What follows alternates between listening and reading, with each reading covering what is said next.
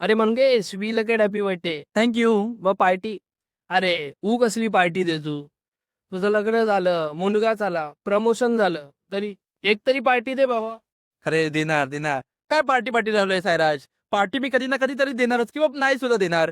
पण तुम्हाला एक गोष्ट सांगतो, आजपर्यंत तुम्हाला मी पार्टी दिली नाही, त्यामुळे तुम्ही मला लक्षात ठेवले. ज्या दिवशी तुम्हाला मी पार्टी दिली त्या दिवशी तुम्ही मला विसरणार. म्हणून मी पार्टी हा प्रकार कधी ठेवतच नाही आणि कोणाला देतच नाही. फॉर एक्झाम्पल, की पुढच्या आठवड्यामध्ये महानगरपालिका निवड येते.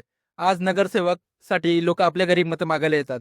ते रिझन काय देतात मतं मागण्याचं, की बाबा मी तुमचे रस्ते चांगले करणार, तुमच्या इकडची नाले सफाई करणार, तुमचा एरिया स्वच्छ ठेवणार.